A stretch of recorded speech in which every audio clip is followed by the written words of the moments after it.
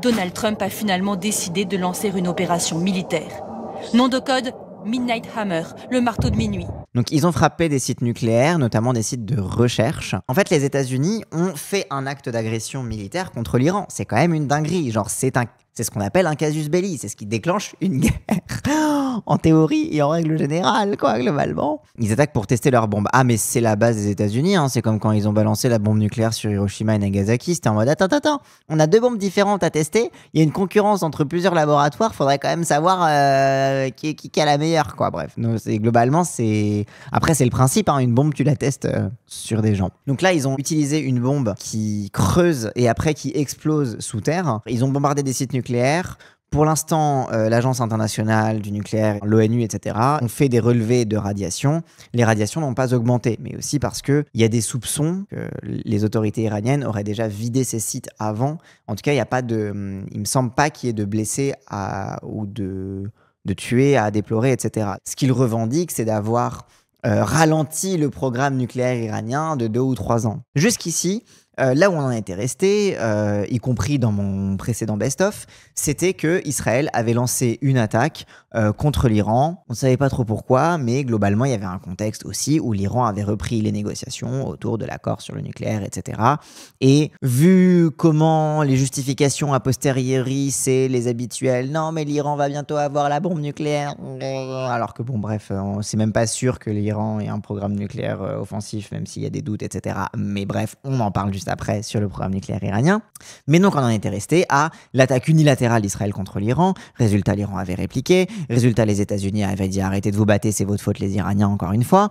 Résultat, on en était un petit peu resté ah bon, c'est l'ouverture des hostilités. La question c'était est-ce que les États-Unis vont s'en mêler et de quelle façon? Les États-Unis s'en sont mêlés en bombardant des sites nucléaires iraniens. Donc déjà, qu'est-ce qu'on sait des frappes américaines sur 3 sites nucléaires iraniens? L'Iran évalue sa réponse aux frappes américaines menées contre des sites nucléaires ce week-end qui, selon les responsables américains, ont considérablement retardé la perspective de voir Téhéran se doter d'une arme nucléaire. Parce que, voilà, encore une fois, comme d'habitude, c'est toujours le prétexte, c'est « oui, mais ils étaient à 2 doigts !» Considérablement retarder la perspective. Et voilà, cette perspective-là, ça fait depuis les années 90 qu'on en parle, pour certaines raisons qu'on va voir juste après.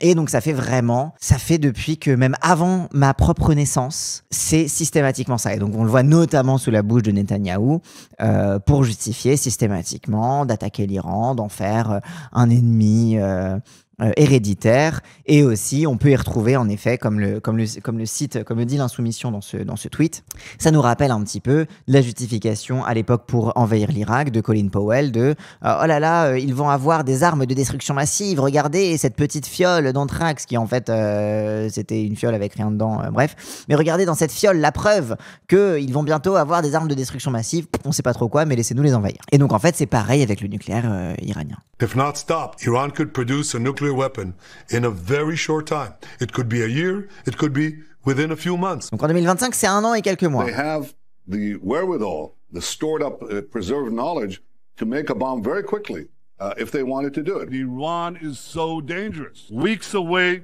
from having the fist up. Quelques semaines, en 2015, c'était quelques semaines, attention. Et 2015, c'est le moment où Obama a signé justement l'accord sur le nucléaire iranien. Donc le fameux accord dont on parle tout le temps, etc. C'est le moment où Obama a mis en place une politique de diplomatie, etc.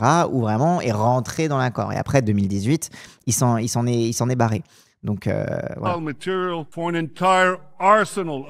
Pour tout un arsenal de bombes nucléaires. Dixit Netanyahou, qui produit illégalement des armes nucléaires avec Israël. Enfin bref, rappelle qu'Israël a la bombe nucléaire alors qu'ils n'ont pas le droit aussi. Bref. They're very close. They're 6 months away from being about 90% of having the enriched uranium for an atom bomb. Iran is gearing up to produce 25 bombs, atomic bombs a year. 25 bombes par an. Attention, hein, bientôt l'Iran, en 2006, l'Iran avait bientôt 25 bombes atomiques par an à produire. On sait toujours pas, voilà. Pendant ce temps, Israël refuse toujours les inspecteurs internationaux de l'Agence internationale pour le nucléaire pour vérifier qu'ils n'ont pas violé le traité de non-prolifération nucléaire en ayant des armes nucléaires. Bizarrement, c'est un petit peu suspect. 250 bombs in a decade. Ladies and gentlemen, time is running out. Iran will be capable of producing alone, without importing anything, nuclear bombs within 3 to 5 years. Dans 3 à 5 ans. 95, j'étais pas né, hein. Pour citer une nouvelle fois le tweet de l'insoumission. Donc la bombe nucléaire iranienne, 30 ans de mensonges de Netanyahou pour justifier sa guerre généralisée. Comme prétexte à sa guerre agressive, Netanyahou a affirmé que l'Iran était sur le point d'obtenir la bombe atomique. Une affirmation répétée en boucle depuis 30 ans par le criminel de guerre sous mandat d'arrêt de la Cour pénale internationale. Ça n'est pas sans rappeler le mensonge des États-Unis d'Amérique en 2003 devant l'ONU par l'intermédiaire de Colin Powell pour justifier leur guerre en Irak. Tous les services de renseignement occidentaux, y compris la CIA, ont dit publiquement que les Iraniens n'étaient pas engagés dans la fabrication d'une arme nucléaire, comme l'a rappelé Gérard Haro, ancien ambassadeur de France en Israël. Revenons du coup à cet article de la BBC. Donc voilà, donc se doter d'une arme nucléaire, etc. Vous savez qu'est-ce qu'il faut en penser. Les frappes ont été lancées alors qu'Israël et l'Iran continuaient de s'attaquer mutuellement après qu'une rivalité régionale de longue date a dégénéré en conflit direct au début du mois. Bon, alors rivalité régionale, merci vous. Enfin bref. Bon, les gens, c'est la BBC, hein, vous inquiétez pas, ça va pas être gauchistant, ça va être très neutralité et c'est un article très neutralité. Hein, voilà. L'impact et les implications les plus larges des frappes américaines contre l'Iran commencent à se préciser. Voilà ce que nous savons à ce jour. Donc l'opération baptisée Midnight Hammer, donc le marteau de minuit, impliquait 125 avions militaires américains et ciblait 3 installations nucléaires, Fordo, Natanz et Isfahan. Ils ont été touchés, blablabla. Le général américain, chef d'état-major interarmé, a dévoilé davantage de détails lors de la conférence de presse. Donc l'avion a décollé des États-Unis, voyage de 18 heures vers l'Iran. Mais parce que tu sais, ils font toute une conférence de presse en mode regardez, voilà, de telle heure à telle heure ils étaient là, ils ont fait un voyage de telle heure à telle heure, il y avait tant d'avions, etc. Il va un peu y rendre compte de voilà. Oui, 125, hein. 125 avions militaires, c'est une des plus grosses, si ce n'est la plus grosse opération militaire états-unienne étrangère depuis. Enfin, c'est. Je sais pas si c'est la plus grosse, une des plus grosses, mais en tout cas, c'est vraiment une opération massive, mais qui est probablement dans le top. Certains jets ont été envoyés vers l'ouest dans le Pacifique comme leurre, tandis que d'autres ont devancé les bombardiers principaux pour s'assurer que l'espace aérien était dégagé. Donc ils ont envoyé des leurres de l'autre côté. Depuis la Seconde Guerre mondiale, c'est ça. Je voulais pas dire de conneries là-dessus, parce que moi et l'histoire militaire, ça fait deux. Mais donc ils ont envoyé des leurres d'un côté, ils ont envoyé les vrais avions de l'autre, avec les bombardiers derrière et les autres pour vérifier, etc. C'était vraiment genre, ils ont coordonné une turbo-opération. Dans le même temps, donc 7 bombardiers furtifs B-2 chargés de frapper les sites nucléaires ont survolé l'Iran et échappé à la détection. Dans le même temps, 2 douzaines de missiles de croisière ont été lancés sur le site d'Isfahan depuis un sous-marin. Ok, d'accord, donc en même temps, tu avais les bombardiers qui visaient les sites nucléaires, et en même temps, tu avais les sous-marins qui balançaient des missiles sur le site d'Isfahan. Au total, 75 armes à guidage de précision ont été utilisées pendant l'opération. Donc c'est vraiment, ils étaient en mode on balance de partout, quoi. Donc 14 missiles de pénétration d'artillerie massive GBU-57 ont été largués sur le site de Fordo. Donc voilà, c'est le truc, c'est la bombe dans Worms qui creuse et qui explose en sous-sol. Une installation d'enrichissement nucléaire enfouie profondément sous une montagne à l'extérieur de Téhéran qui est vitale pour les ambitions nucléaires de l'Iran. Et encore une fois, quand on parle d'ambition nucléaire, pour l'instant, on parle d'électricité. Encore une fois, je reviens sur le truc, on n'a pas de preuve qu'il y ait un programme d'armement nucléaire de la part de l'Iran. Pour l'instant, le programme nucléaire iranien, on va y venir après, c'est un programme d'électricité. Et quand ils disent qu'ils enrichissent l'uranium, parce qu'en fait la différence c'est quoi ? En gros, tu dois enrichir l'uranium pour que ça puisse faire correctement l'énergie. Et du coup, si tu enrichis l'uranium énormément, bah t'as suffisamment l'uranium est suffisamment enrichi pour faire une bombe. Et donc en gros la différence, c'est pour ça que l'enjeu c'est l'enrichissement de l'uranium, c'est que du coup ils disent regardez, l'Iran enrichit lui-même son uranium pour des raisons qu'on va voir tout à l'heure, et du coup ça suffit en fait à jeter sur eux le soupçon de dépasser en fait ce qu'ils disent qui est de degré d'enrichissement de l'uranium pour faire des bombes. L'Iran revendique de vouloir faire des bombes nucléaires. Non, l'Iran revendique de ne pas vouloir en faire. Alors l'Iran l'utilise comme moyen de pression et comme moyen de levier, notamment vis-à-vis des États-Unis, en mode si vous nous faites chier, qui sait, ça se trouve on va plus enrichir l'uranium, mais c'est plus comme un truc de si vous nous faites chier, vous allez finir par nous donner des idées, mais globalement, la doctrine iranienne a toujours été de clamer qu'ils n'en avaient ni l'intention, ni le projet. Voilà. Donc, seuls les États-Unis utilisent ces énormes bombes dites anti-bunker, les seules armes capables d'atteindre le site dissimulé. Les bombes pèsent 13 000 kg et sont capables de pénétrer 18 mètres de béton ou 61 mètres de terre avant d'exploser. Donc voilà, et 18 mètres, encore une fois, t'as des gens qui disent, bon, le truc c'est à 100 mètres sous terre, donc bon, si tu vas à 18 mètres, tu pètes pas grand-chose, quoi. Peu après les frappes, le président américain Donald Trump, qui avait publiquement appelé à un accord pour freiner le programme nucléaire iranien, donc Donald Trump, il disait, il faut empêcher l'Iran d'être autonome en fait en termes de nucléaire. Non mais l'Iran cherche à avoir l'arme nucléaire, faut pas être candide non plus. Je ne dis pas qu'il ne cherche pas à l'avoir, je ne dis pas qu'il cherche à l'avoir. Je dis que je rappelle la posture publique diplomatique iranienne, je rappelle les inspections consécutives de l'Agence internationale pour le nucléaire, etc., l'Agence internationale atomique, etc., la IEA, tout en disant que je ne suis bien évidemment pas dupe du fait que n'importe quel pays, particulièrement qui a des enjeux de sécurité, des enjeux militaires comme ça, lorgne sur la bombe. Bien évidemment. Simplement, je vous mets en garde de « Ah, faut pas être candide non plus, faut pas non plus aller plus vite que la musique ». C'est pas parce que « Oh là là, quand même, ce serait quand même bête de dire que l'Iran ne cherche pas à avoir l'arme nucléaire ». Faut pas non plus utiliser ça pour jump à la conclusion de « C'est sûr, ils ont l'arme nucléaire, c'est sûr et certain, on a la preuve ». C'est ça que je vous rappelle. C'est pour ça que quand je vous parle de relations internationales, de droit international, etc., je m'en tiens... J'essaye beaucoup de rester sur les positions diplomatiques, tout en disant que les positions diplomatiques publiques ne sont pas forcément celles des intérêts, etc., et que les intérêts, par ailleurs, peuvent être autres, etc., et que c'est un peu plus dissimulé et tout, etc., parce qu'il y a tout ça, parce que c'est ce qui va rentrer en compte dans de quoi tu parles quand tu parles d'un accord sur le nucléaire iranien, de quoi tu parles quand tu vas parler diplomatiquement, de quoi tu parles quand tu vas parler d'agression militaire internationale, sur quelles preuves tu vas te baser, et en fait de quoi tu parles pour parler de la légalité de mener une guerre contre l'Iran, qui est déjà de base illégale. Donc voilà. L'Iran respectait jusqu'à présent l'accord de non-prolifération. Oui, en tout cas, selon l'Agence internationale atomique, l'Iran respectait l'accord de non-prolifération. On ne sait pas, ça se trouve secrètement, il y a des bases que personne n'a jamais vues où ils font ça, etc. Mais jusqu'ici, l'ONU a toujours dit, on a vérifié, c'est clean. C'est pour vous donner l'état des connaissances qu'on a actuellement sur l'Iran et le nucléaire.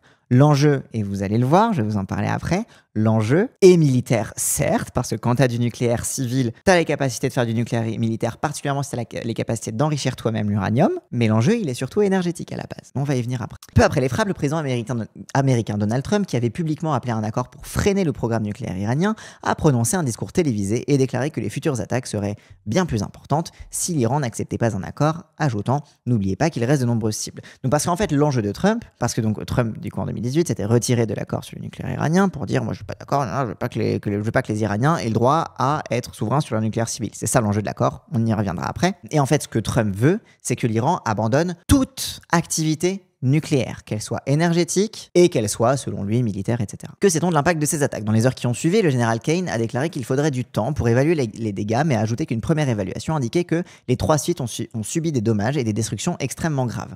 Donc ça, c'est les images qu'on a. Hein. Depuis lors, Trump a déclaré que les frappes avaient causé des dommages monumentaux, ajoutant dans un message sur les réseaux sociaux « L'oblitération est un terme précis ». Donc concrètement, la vérité, si on veut être honnête, les sites n'ont pas été oblitérées. Comment dire? Ces bombes-là sont impressionnantes, mais elles ne suffisent pas à détruire l'entièreté d'un site. Elles n'ont pas été oblitérées, mais Trump a un intérêt à justement exagérer un petit peu plus l'effet de l'attaque pour montrer aussi les États-Unis comme ayant une puissance de destruction incroyable et que tout le monde doit se plier à ce qu'ils disent, etc. Donc des images satellites prises le 22 juin montrent 6 nouveaux cratères regroupés autour de 2 points d'entrée du site nucléaire de Fordo, très probablement là où les bombes américaines sont tombées, ainsi que de la poussière grise et des débris éparpillés sur le flanc de la montagne. Donc la poussière grise probablement qui vient du béton, etc. etc. Sturey, analyse principale en imagerie chez Mackenzie Intelligence Service, a analysé ces images pour BBC Verify après que les États-Unis ont confirmé l'utilisation de MOP.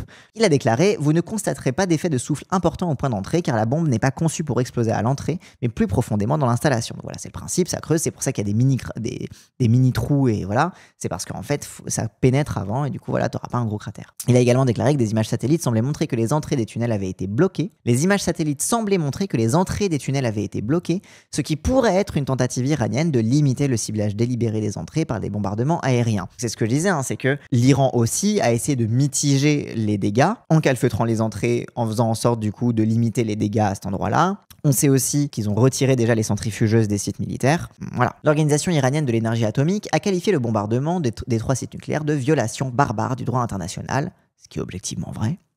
Tandis que les États-Unis ont affirmé que les frappes avaient gravement perturbé le programme nucléaire iranien. Bah oui, tu m'étonnes. Et en fait, c'est ça leur truc, c'est que regardez, on a réussi à perturber leur programme nucléaire, ils seront obligés de venir négocier avec nous. C'est le but à chaque fois, en fait, de tordre le bras à l'Iran sur ce sujet. Cependant, Hassan Abedini, directeur politique adjoint de la radio-télévision d'État iranienne, a affirmé que les 3 sites ciblés par les États-Unis avaient été évacués il y a quelque temps et que l'Iran n'avait pas subi de coups majeurs car les matériaux avaient déjà été retirés. Donc globalement, l'Iran, il dit « Oui, bon... vous avez pété nos bunkers et nos trucs, va falloir réparer des machins, mais globalement les centrifugeuses, on les a retirées, donc vous n'avez pas non plus tant retardé que ça. Tu vois, on a encore le matériel.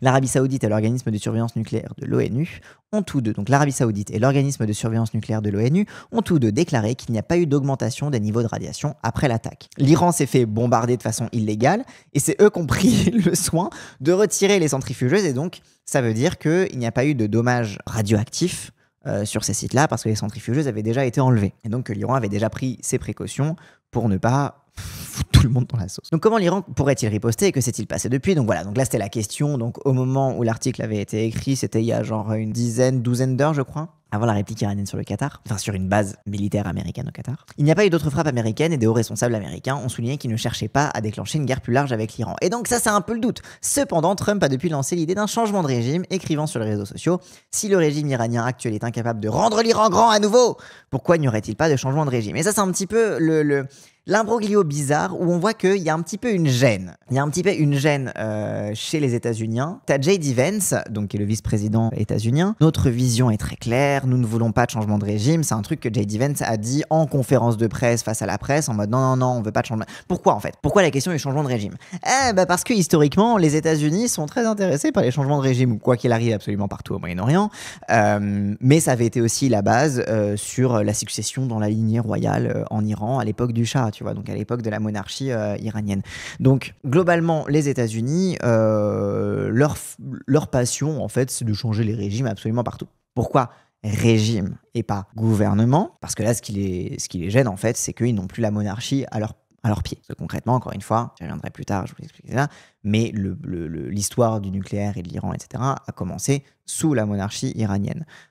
Et à partir du moment où il y a eu la révolution iranienne et que c'était plus le roi qui était cul et chemise avec les États-Unis, mais c'était des révolutionnaires islamistes, etc., instantanément, l'Iran est devenu un partenaire considéré comme moins fiable, comme plus dangereux et comme à arrêter immédiatement. Et c'est là que le programme nucléaire iranien a commencé à poser problème. En fait, progressivement, ils ont commencé à boycotter. Je suis en train de vous spoiler la suite. Progressivement, ils ont commencé à boycotter le programme nucléaire iranien. Résultat, l'Iran a dit bon, si on peut plus vous acheter à vous l'uranium enrichi, on va l'enrichir nous-mêmes. Et ça, regardez, ils veulent enrichir eux-mêmes. Ça veut dire qu'ils veulent avoir la bombe nucléaire. C'est de là que ça vient. Bref, je vous referai l'historique plus tard. Mais donc voilà. Donc pourquoi régime change? C'est ça. Et aussi, c'est parce que en ce moment, dans l'opinion publique états-unienne, les rappels de l'Irak se font à fond. Là t'as les gens qui sont en mode attends, on a déjà fait le coup avec l'Irak. On a connu toute la propagande de guerre pour qu'on accepte d'envahir l'Irak, etc. Résultat, c'était pour pas grand-chose. Résultat, on a juste déstabilisé la région, ça servait à rien. Qu'est-ce qu'on va faire? Du coup, là, en ce moment, à la Maison-Blanche, ils savent pas trop quoi faire. T'as J.D. Vance qui dit non, on veut pas un changement de régime, ne vous inquiétez pas, c'est pas comme avant, hein, voilà, on va pas faire comme avant, haha. N'ayez pas les red flags qui se lèvent dans vos têtes, consentez à la guerre. Parce que concrètement, c'est ça. Pourquoi ils disent qu'ils veulent pas de changement de régime alors que ils ont l'air d'en vouloir quand même un petit peu? Il y a plusieurs réponses. Soit ils ont intérêt à ce que l'Iran soit un éternel méchant, soit ils ont intérêt à ce que l'Iran puisse occuper le rôle éternellement de l'ennemi fondamental, de l'axe du mal dans la région, etc. Pardon, les gens qui sont pubés. Soit ils perçoivent un intérêt à ce que l'Iran soit l'ennemi éternel et perpétuel de l'Occident pour pouvoir justifier éternellement en fait d'être du coup les gendarmes du Moyen-Orient et donc de garder le contrôle du coup sur ces zones qui géostratégiquement sont quand même intéressantes parce qu'il y a quand même pas mal de pétrole, de ressources minières, de trucs intéressants. Soit ils mentent et ils veulent changer le régime, et c'est ce qu'on voit en effet. Le prince héritier Pahlavi a fait un discours en mode « Je suis prêt à prendre le pouvoir si on me le demande, je dis ça, je dis rien, chapeau, chapeau ». Oui, c'est ça, qu'en ce moment, t'as aussi une offensive de l'ex-famille royale iranienne, l'ex-famille royale du Shah, donc Reza Pahlavi, qui essaye de faire progressivement leur comeback. Donc on va commencer par ça. C'est un extrait d'Arrêt sur image, où il parle un petit peu de tout ça, et qui nous permet aussi de mieux comprendre les débats qu'il peut y avoir en France autour de les drapeaux des mollahs, etc., etc.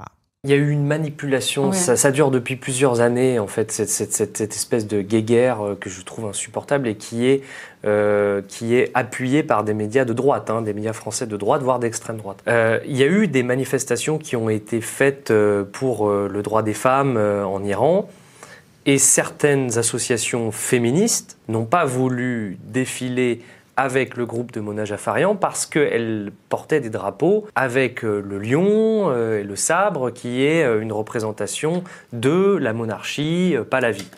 Donc c'est la monarchie du Shah qui s'est fait dégager par la révolution. En fait, tu as tout un enjeu. C'est pour ça que ça nous permet aussi de mieux comprendre tous les trucs un peu en mode les femmes iraniennes, on va se couper les cheveux pour les femmes iraniennes, etc.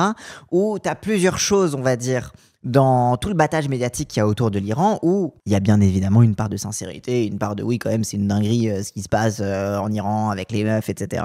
Et genre, bon, globalement, il faudrait bien libéraliser un peu plus le régime, etc. Qui est une volonté de beaucoup de personnes dans ces mouvements-là.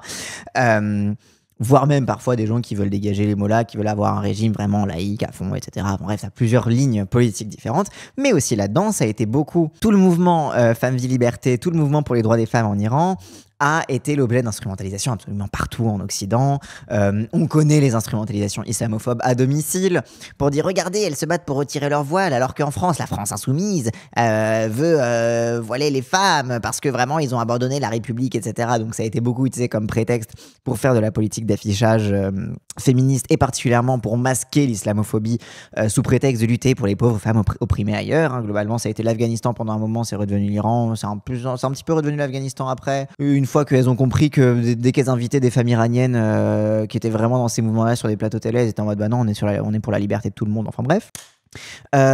Et du coup, mais aussi il y a des instrumentalisations qui sont liées directement à la question du régime iranien, puisque du coup ces manifestations ont été aussi utilisées, instrumentalisées par la dynastie du Shah, qui s'était fait dégager, rappel, par la révolution, la révolution iranienne dans laquelle, pour le rappeler quand même, hein, même si ça a fini avec les islamistes au pouvoir, c'est une révolution où une partie des gens qui ont mené cette révolution se sont fait chasser par les islamistes après, hein, notamment les communistes, etc. Il y a eu une répression assez forte d'une partie des révolutionnaires, parce qu'en fait, il y avait des intérêts très antagonistes dans cette révolution-là, justement. Donc, il y a aussi une page qui ne s'est pas vraiment refermée à la fin de la révolution, avec justement l'imposition au pouvoir des mollahs et non pas des révolutionnaires communistes, en fait, parce qu'en fait, tu avais ces antagonismes-là qui jouaient.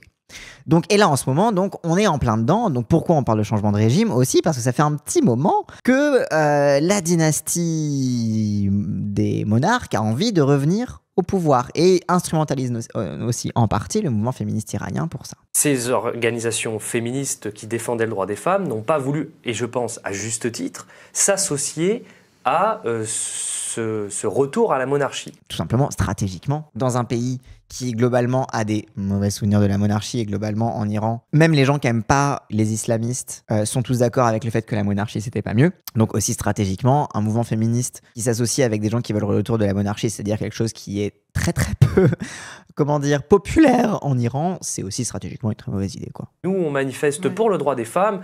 Vous, les associations féministes gauchistes, vous voulez pas défiler avec nous parce que vous êtes des LFistes et vous défendez le voile. Toute l'instrumentalisation islamophobe à domicile de vous voulez imposer le voile, vous voulez pas mieux que les mollahs iraniens et vous n'êtes pas vraiment féministe, etc. Ils veulent faire une Napoléon III. Exactement. En fait, la dynastie du Shah veut faire une Napoléon III, c'est-à-dire se faire élire ou se faire mettre au pouvoir pour redevenir roi et pour régner. Voilà. Dans son programme, s'estime qu'ils défendent les femmes musulmanes de pouvoir porter le voile ou non. Et donc, Mona Jafarian a fait passer les organisations féministes pour des organisations qui défendent la République islamique. Alors, Et donc c'est pour ça que vous avez depuis quelques jours, je ne sais pas si vous avez vu, du coup vous avez probablement vu l'interview de Mélenchon aux Grandes Gueules.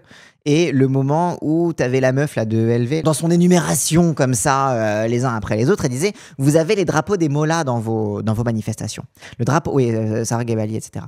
Le drapeau des mollahs, c'est le drapeau de l'Iran. Le drapeau de l'Iran, il se trouve que c'est le drapeau de la République islamique d'Iran.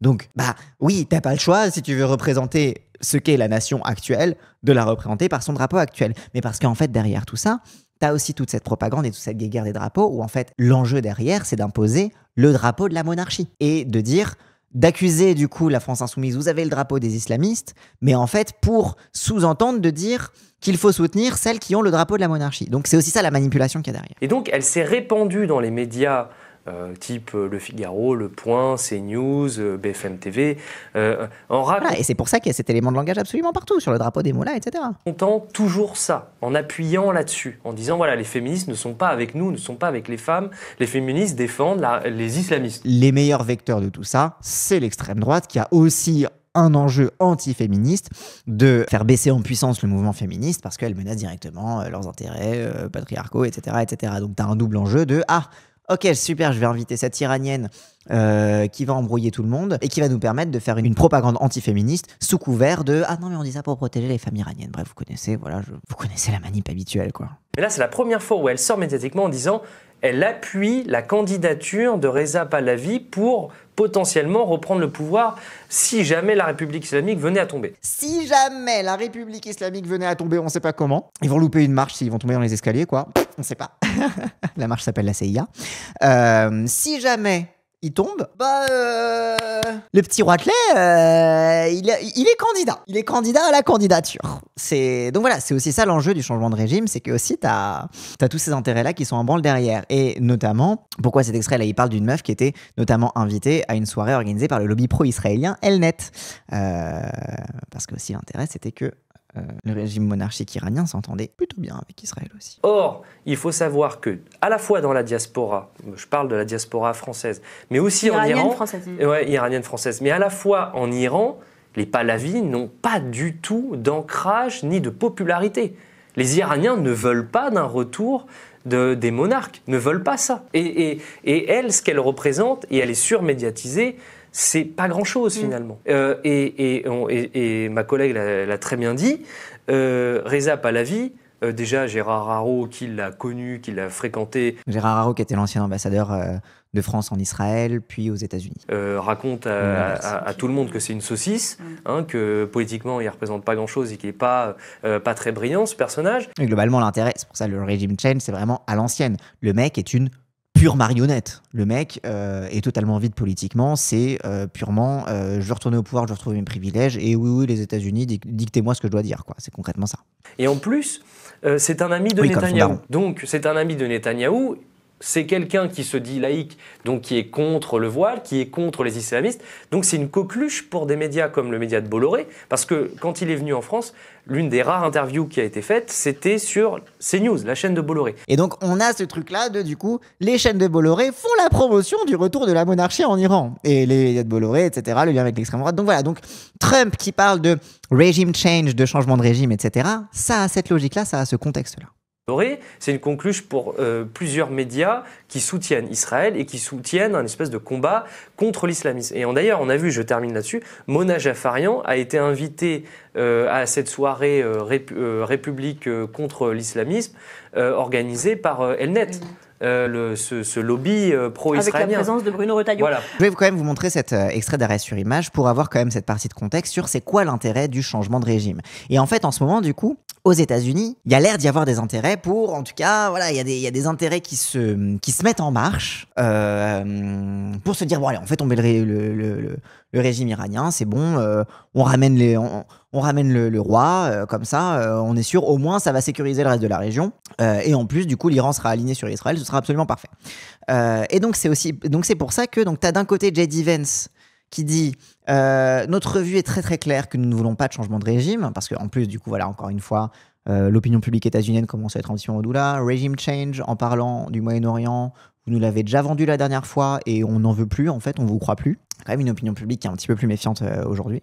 Et Donald Trump, qui tweet sur son réseau, la Truth Social. Ce n'est pas politiquement correct d'utiliser le terme changement de régime, mais si le régime iranien actuel est incapable de rendre l'Iran great again, de make Iran great again, pourquoi il n'y aurait pas de régime change? Miga, voilà.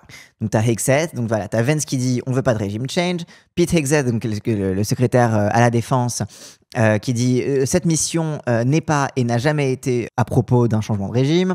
Marco Rubio qui dit qu'un changement de régime est certainement pas le goal sur lequel on travaille ici, etc. Et Trump qui dit si, on veut changement de régime. Ah oui, aussi il y avait ça qui était hyper drôle. Et J.D. Vance, parce que donc, pour continuer sur l'opinion publique états-unienne, qui est un petit peu difficile à embrigader dans cette guerre contre l'Iran, t'as les gens qui sont en mode oui, bon, vous faites que de la merde au Moyen-Orient, ça vous dit on arrête en plus Bah, en plus, t'as aussi tout l'enjeu des familles de soldats qui sont en mode bon, c'est un peu dangereux pour nos soldats, on aime bien avoir une armée, mais on n'aime pas trop que les gens y crèvent à la guerre. Oui, bof. Et t'as J.D. Vance, donc, qui était dans une émission, pareil, Meet the Press, donc une émission avec la presse internationale, enfin bref, une espèce de conférence de presse sur MSNBC. Et alors, son argument, je vais vous le traduire, mais c'est incroyable. And the second thing is, Kristen, I certainly empathize with Americans who are exhausted after. Donc j'ai de l'empathie envers les Américains qui sont fatigués. 25 years of foreign entanglements in the Middle East. Donc j'ai de l'empathie envers les Américains qui sont épuisés après 25 ans d'embourbement globalement avec des intérêts états-uniens avec le Moyen-Orient. Je comprends les inquiétudes. Mais la différence, c'est qu'avant, on avait des présidents débiles.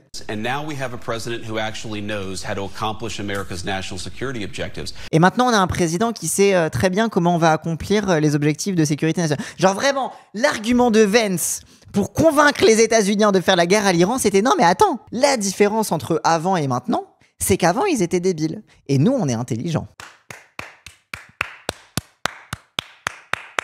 Félicitations, vraiment. 20 sur 20, rien à dire. A+, je sais pas comment leur système de notation, voilà. So this is not going to be some long drawn out thing. We've got in, we've done the job of setting their nuclear program back. We're going to now work. Donc il dit, donc ce sera pas un truc qui traîne dans la longueur.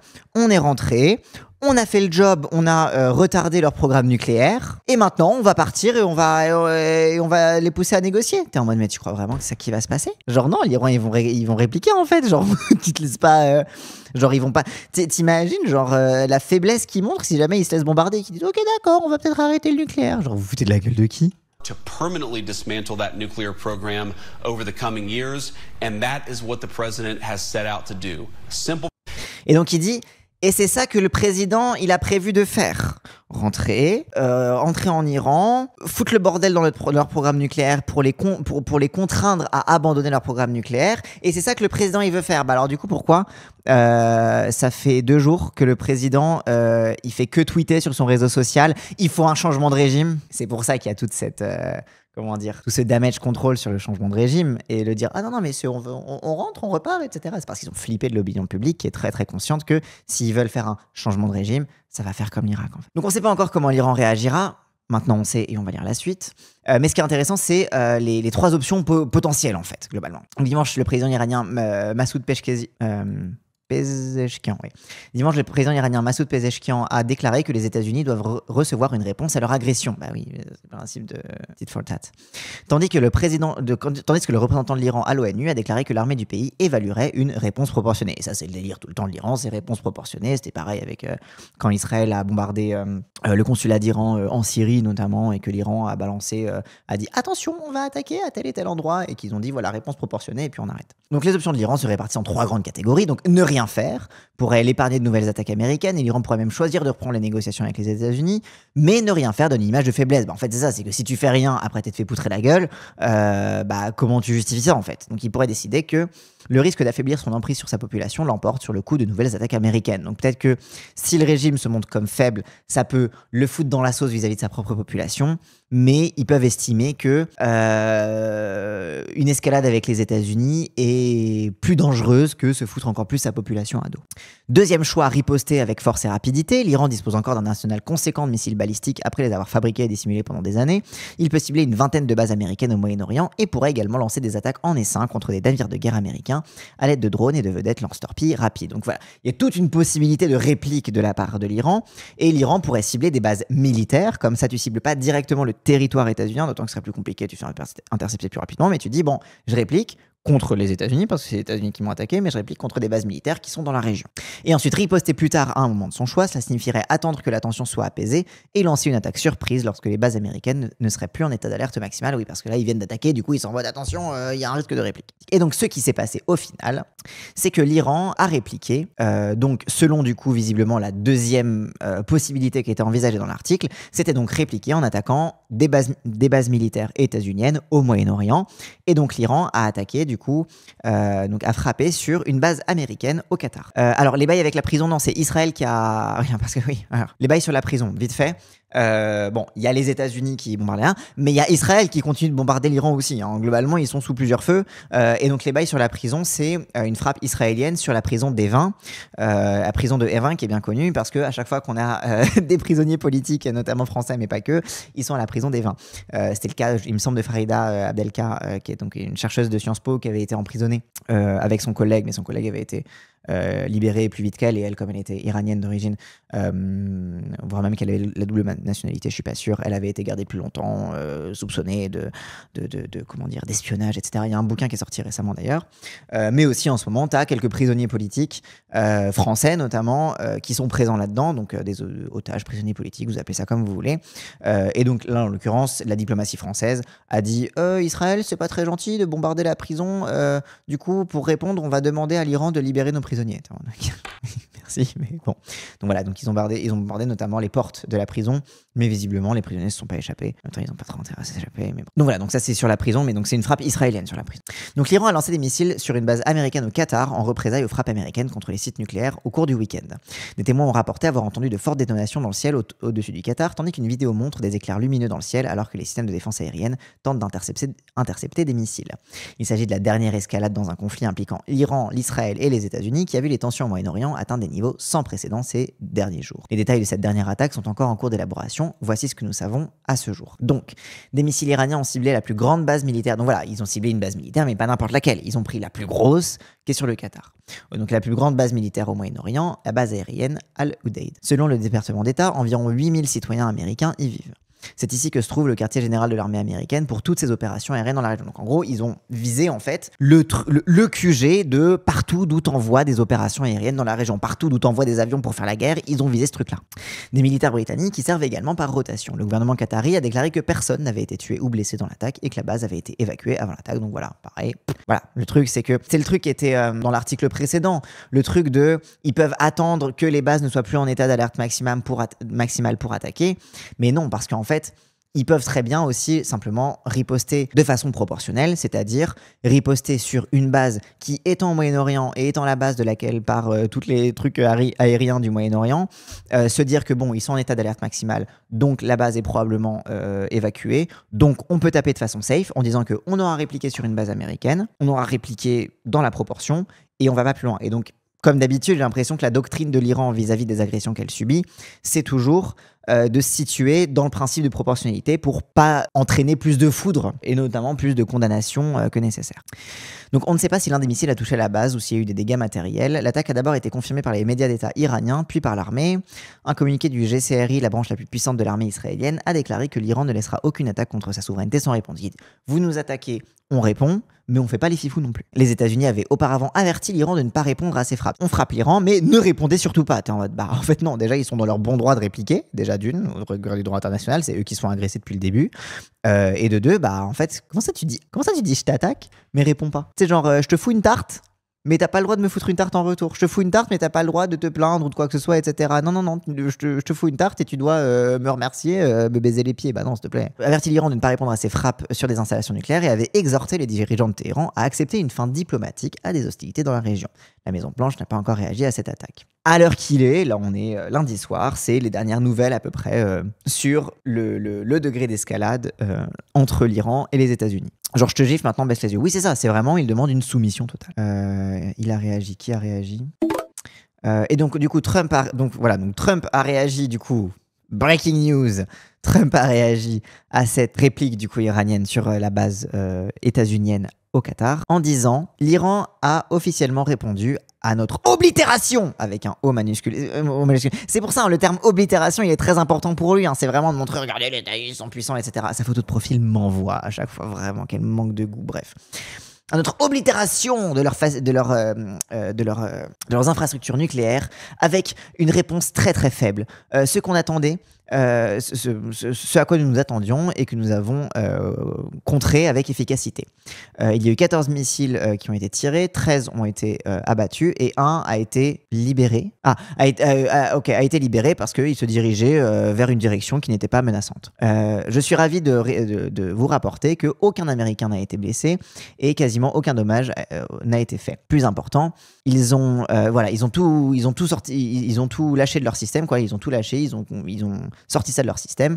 Et il y aura, espérons-le, pas plus de haine. There will be hopefully no further hate. Voilà, il n'y aura pas plus de haine. Voilà, c'est bon. Ils se sont lâchés un peu. C'est vraiment Trump. Il dit bon allez, hop, voilà, c'est bon. Ils se sont lâchés. Ils ont lâché leur frustration et maintenant ils se sont défoulés. C'est ça exactement. Ils se sont défoulés et voilà, allez, ils vont arrêter la haine quoi. Je vais remercier l'Iran de nous donner.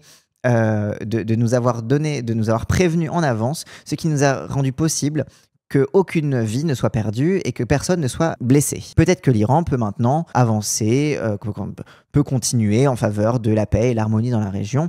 Et je vais encourager Israël avec enthousiasme de faire de même. Merci beaucoup pour votre attention de cette façon. Voilà, Donald Trump est le président des États-Unis. Donc en fait, la réponse, c'est hyper intéressant. Hein. C'est hyper intéressant. En gros, la réponse de Trump, c'est je souligne que bon, ils étaient un peu rognons, mais ils nous ont prévenus, ils ont fait ça dans les règles de l'art, personne n'a été blessé. Voilà, c'est mignon, voilà. Ils ont leur petit truc, c'est ridicule, voilà. Ils ont même pas été foutus de répliquer correctement. Donc voilà, maintenant, allez, c'est fini.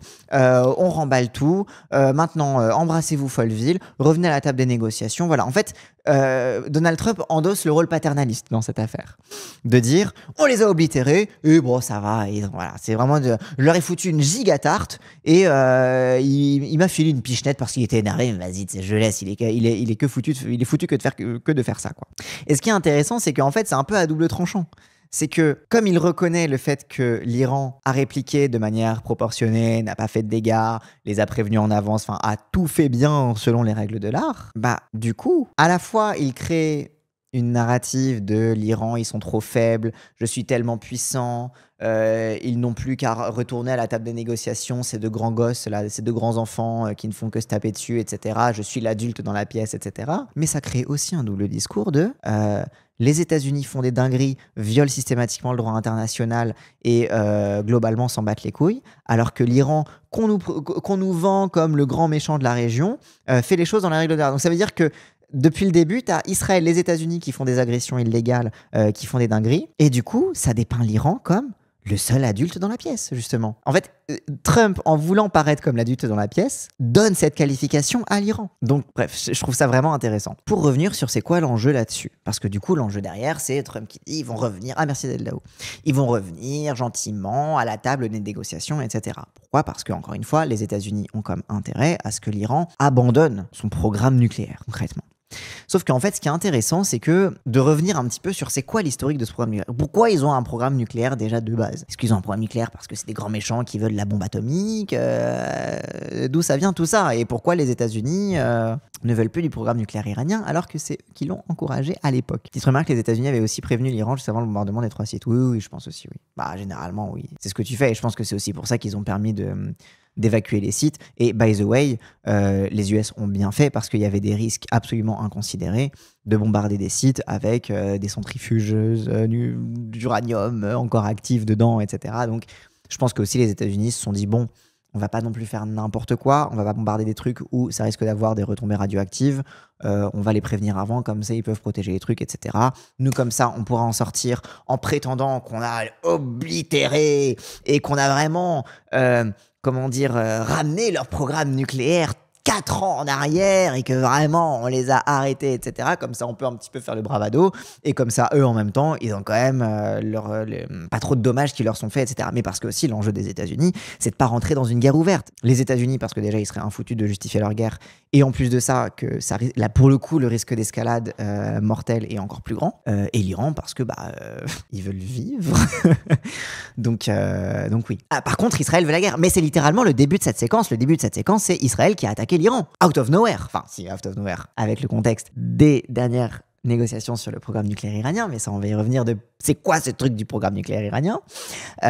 Mais c'est Israël qui veut la guerre depuis le début. Les États-Unis, encore une fois, tu vois, il y a des débats entre Trump et Vance. On sait pas trop. Trump, il arrête pas de dire faut un changement de régime. Après, il dit c'est bon, moi je veux juste renégocier. Donc Trump a l'air de s'être replié un petit peu au discours de Vance, de tout le reste de son cabinet, quoi. Mais il y a l'air d'y avoir des divisions à l'intérieur. Mais comme je disais tout à l'heure, c'est le truc il peut y avoir des divisions politiques. Mais quand tu dis à l'armée, est-ce que tu peux bombarder tel site et tel site, l'armée généralement fait de la diplomatie aussi en disant bon, on va quand même les prévenir à l'avance et on va faire les choses dans les règles de l'art parce que nous on n'a pas trop d'intérêt à provoquer des conséquences politiques qui ne nous ont pas été demandées.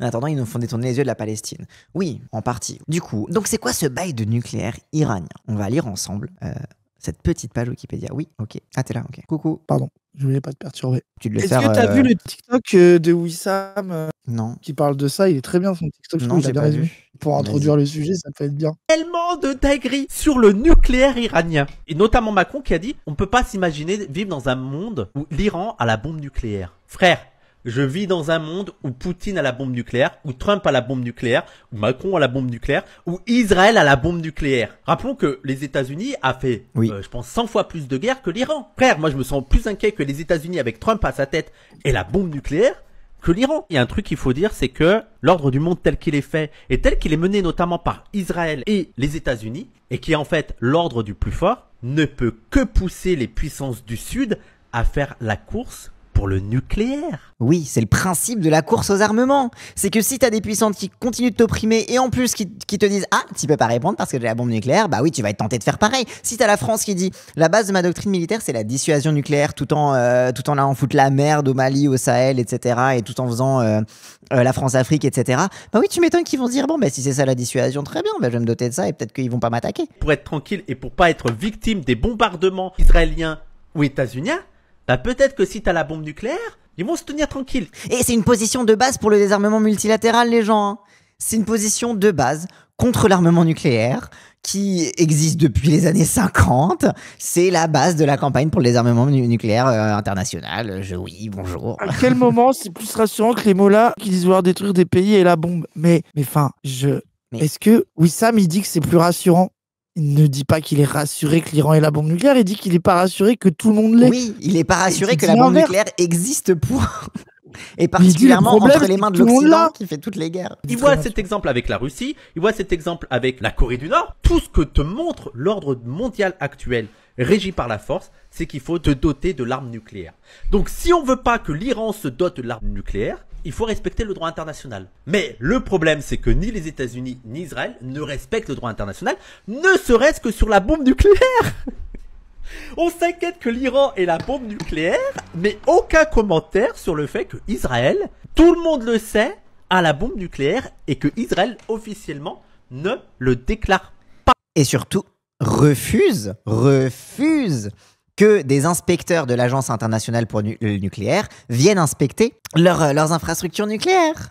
Alors que l'Iran, à chaque fois, il s'y plie et les inspecteurs, ils disent « c'est clean ». Donc c'est aussi ça, le deux poids, deux mesures horrible entre les deux. Mais après, Wissam, il va en parler demain en stream. C'est pourquoi je vous parle du nucléaire civil et du nucléaire militaire. Et aussi pourquoi je me méfie aussi des micro-réacteurs nucléaires. Je reviens sur le débat, mais bref. C'est parce qu'en fait, de base, quand on parle du nucléaire iranien, on parle de nucléaire civil pour faire de l'électricité. Et donc ça a commencé début de la coopération entre l'Iran et les États-Unis dans les années 50-60. Ah bah tiens, pourquoi l'Iran et les États-Unis ? Les fondations du programme nucléaire iranien ont été posées pendant la guerre froide à la fin des années 50 sous l'égide des États-Unis dans le cadre des accords bilatéraux entre ceux-ci et la dynastie Pahlavi. Oh bah tiens, les rois, c'était les monarques là dont on parlait tout à l'heure avec l'extrait arrêt sur image. Un programme nucléaire de coopération civile a été signé dès 1957 avec les États-Unis dans le cadre du programme Atoms for Peace. Le Shah, Mohammad Reza Pahlavi, régnait sur l'Iran à l'époque et après la chute de Mohammad Mossadegh, encouragé par la CIA, le régime apparaissait suffisant. Donc les États-Unis, ils ont dégagé Mossadegh, ils ont foutu Pahlavi dessus. Donc voilà, comme d'habitude, globalement, le Shah, c'est pour ça, c'est les marionnettes des États-Unis. Ils l'ont foutu au pouvoir, ils ont dit ah voilà, maintenant on peut faire du nucléaire ensemble. Voilà. Bref. Le régime apparaissait suffisamment stable et amical envers l'Occident pour que la prolifération nucléaire ne devienne une menace. Donc concrètement, c'était ça. En gros, la question de la prolifération nucléaire, aux yeux des États-Unis, c'était s'ils ne nous aiment pas, ils vont faire de la prolifération nucléaire. S'ils nous aiment pas, ils vont essayer d'avoir la bombe. Pourquoi ils t'aiment pas ? Non mais pourquoi ils t'aiment pas en fait ? L'Iran signe le traité sur la non-prolifération des armes nucléaires, donc c'est le traité qui vise à ce que chacun s'engage à ne pas essayer de se doter de l'arme, de la bombe atomique, et le ratifie en 1970 avec la fondation d'une agence atomique nucléaire et le TNP, donc le traité de non-prolifération mis en place. Le Shah avait pour projet de construire jusqu'à 23 centrales nucléaires pour l'année 2000 à travers le pays avec l'aide des États-Unis. Pourquoi ? Parce qu'en fait, qu'est-ce qui s'est passé en 73 ? C'était le choc pétrolier. Et du coup, l'Iran s'est dit, bon, en fait, le pétrole, c'est une ressource qui va s'épuiser. Du coup, nous, on a besoin quand même d'être indépendant énergétiquement. Donc, c'est intéressant qu'on ait du nucléaire civil, qu'on ait de l'énergie nucléaire pour prévoir, en fait, la fin potentielle potentiel de notre dépendance au pétrole, pour prévoir aussi le fait qu'on puisse être indépendant énergétiquement malgré le fait qu'on fasse du bis sur le pétrole, etc., etc. En 1974, le Shah avait la vision d'une époque pendant laquelle les réserves de pétrole du monde se tariraient et déclara « Le pétrole est un matériau noble, bien trop valeureux pour le brûler. Nous envisageons de produire, aussitôt que possible, 230 000 MW d'électricité en utilisant des centrales nucléaires. » Il était en mode « Bon, le pétrole, quitte à ce qu'il n'y en ait plus, autant le réserver pour des usages qui soient pas genre juste ultra dispendieuses et se concentrer sur le fait que l'électricité, elle est garantie par le nucléaire. » Donc il y a eu différentes centrales, etc. Compagnie originaire de Bonn, Kraftwerk Union, Siemens AG, Telefunken a signé un contrat à 4 à 6 milliards de dollars américains pour construire la centrale à réacteur à eau pressurisée, la construction de 2 unités de production, etc. Donc voilà, donc c'était des trucs qui se faisaient. Le Shah, il était en mode bon, quand même, le pétrole, ça va se raréfier. Nous, on a quand même un intérêt à ce que notre électricité ne dépende pas de ça et qu'en fait, le pétrole soit exploité pour d'autres besoins, l'industrie pétrochimique, les trucs comme ça, mais pas uniquement pour toutes les... Donc on va faire voilà. Et l'Occident a fait du bise avec eux. Ils ont signé des contrats ensemble pour faire des centrales. Jusqu'ici, tout allait bien. Donc en 75, le secrétaire d'État américain Henry Kissinger, vous savez, le boucher, signe le document National Security Decision Memorandum, intitulé Coopération US-Iran, qui décrit les détails de la vente d'équipements nucléaires devant rapporter plus de 6 millions de dollars aux compagnies américaines. Oui, parce qu'il y avait de la thune à se faire dans cet accord entre les États-Unis et l'Iran sur le nucléaire. Pendant ce temps, l'Iran extrayait un volume de 6 millions de barils par jour de pétrole, à comparer avec les 4 millions de barils par jour extraits aujourd'hui. En 1976, le président américain Ford signe avec hésitation une directive offrant à Téhéran l'opportunité d'acheter et d'utiliser une installation de traitement du combustible usé. Parce qu'en fait, jusqu'ici, l'Iran, ils achetaient l'uranium, c'est les autres qui traitaient le combustible, et en fait, eux, simplement, ils faisaient la transformation du nucléaire en électricité, en fait. Ils avaient juste la centrale. Et du coup, Téhéran veut commencer à traiter le combustible usé. Du coup, ils se disent, oh là là, ça me rassure pas qu'ils commencent à gérer le reste de la chaîne de production énergétique nucléaire parce que ça nous arrangeait bien qu'ils nous payent pour tout ça, quoi. L'accord était écrit en vue de parvenir à maîtriser le cycle complet de l'atome avec tous les risques en termes de prolifération que cela pourrait engendrer. Oui, parce que du coup, le problème, c'est que du coup, si tu peux maîtriser tout le cycle de l'atome et si tu peux traiter le combustible, bah du coup, là, pour le coup, t'as un petit peu plus les moyens de faire la bombe et notamment avec le plutonium. Il me semble que le bail du plutonium, c'est le truc qu'avait utilisé je me demande si c'est pas le Pakistan, mais je suis pas sûr. Et donc voilà, donc Ford dit en mode bon, il y a un risque de prolifération, ça reste nos potes. Et du coup, c'est plus nous qui gérons ça, même si ça fait quand même du bise. Bon, allez, on les laisse. Vas-y, on signe. Ils ont le droit de maîtriser tout le cycle de l'atome. Le document stratégique de Ford stipulait que l'introduction de l'énergie nucléaire en Iran permettra à la fois de fournir les besoins grandissants de l'économie iranienne et de libérer des ressources de pétrole pour l'export ou la conversion en produits pétrochimiques. Donc c'est en mode, ok, bon, s'ils ont du nucléaire, ça stabilise leur économie et comme ça, ils peuvent nous vendre plus de pétrole. C'était ça le but à la base du nucléaire iranien. Enfin, le but, c'était l'intérêt mutuellement pensé. Je suis pas en train de dire qu'il y avait du complot ou quoi, tu vois. C'était un intérêt compris de la part des deux parties. L'équipe du président Ford a approuvé les projets iraniens qui visaient à construire une véritable filière électronucléaire et a aussi travaillé dur pour conclure un accord de plusieurs milliards de dollars, accord qui aurait donné à Téhéran le contrôle sur de grandes quantités de plutonium et d'uranium enrichi, les deux chemins vers la bombe nucléaire. L'État impérial d'Iran, allié des États-Unis, avait alors beaucoup d'argent et des liens étroits avec les compagnies américaines, dont Westinghouse et General Electric. Et donc, en 2005, Henry Kissinger, dans une interview, il a dit « Je ne pense pas que le sujet de la prolifération soit apparu ». Donc il était en mode « Bon, non, la prolifération, c'était pas notre angoisse à l'époque ». Et un grand nombre de documents déclassifiés sont disponibles sur le site web de la bibliothèque et du musée du président Ford. Deux documents en particulier, datés de 1975 et 1976, montrent que les États-Unis et l'Iran ont tenu des négociations pour une coopération sur l'utilisation de l'énergie nucléaire. Selon ces documents, les États-Unis étaient prêts à aider l'Iran en mettant en place l'enrichissement de l'uranium et des installations de traitement du combustible. Donc ça, c'était ça de base. Ensuite, il y a eu la révolution iranienne. Ensuite, l'Iran, qu'est-ce qu'ils ont décidé de faire ? Ils ont décidé de dégager la monarchie. Ça a changé des choses. Après la révolution iranienne, l'Iran a informé donc l'institution internationale là, atomique, l'AIEA, donc l'Agence internationale de l'énergie atomique, de ses projets de reprendre son programme nucléaire. Donc voilà, il y a eu la révolution, le nouveau pouvoir, il a dit bon on reprend le programme nucléaire, c'était cool d'avoir de l'électricité, voilà, on reprend les bails et puis on continue quoi. En utilisant du combustible nucléaire enrichi en Iran, en mode on enrichit l'uranium chez nous et puis voilà, on reprend le truc. En 83, l'AIEA a même planifié de fournir de l'assistance à l'Iran dans le cadre d'un programme d'assistance technique. Un rapport de l'AIEA disait clairement que son but était de contribuer à la formation d'une expertise locale et de la main-d'œuvre nécessaire afin de soutenir un ambitieux programme dans le champ de la technologie, des réacteurs nucléaires et du cycle du combustible. Cependant, l'AIEA a été forcée de terminer ce programme sous la pression américaine. C'est pour ça qu'à chaque fois que je vous dis, à chaque fois, les inspecteurs de l'AIEA qui sont venus en Iran, ils ont dit c'est clean, il n'y a rien. Ils n'enrichissent pas l'uranium de façon à avoir des bombes, etc. On a vérifié. C'est pour ça aussi que souvent l'argument est très faible, c'est qu'en fait, déjà de base, les États-Unis ne voulaient pas trop que l'AIEA n'aide l'Iran à être vraiment indépendante sur son nucléaire. La révolution iranienne a marqué un point décisif en termes de coopération avec l'étranger sur la technologie nucléaire. Donc c'est vraiment, ils ont fait la révolution et l'Occident, ils se sont dit non, moyen chaud qu'ils aient du nucléaire finalement. Après 79, une autre réaction à la révolution iranienne fut le refus de la France de fournir de l'uranium enrichi à l'Iran. Du coup, qu'est-ce qu'ils ont fait la France? Ils ont dit, vous avez fait la révolution, etc. On refuse de vous fournir de l'uranium enrichi. Du coup, l'Iran, qu'est-ce qu'ils vont dire? On va l'enrichir nous-mêmes. Ouais, mais si vous l'enrichissez vous-même, on peut pas vérifier. Choisissez. Donc l'Iran n'a pas non plus pu cautionner son investissement dans Eurodif, un consortium international fondé en 73 par la France, la Belgique, l'Espagne et la Suède.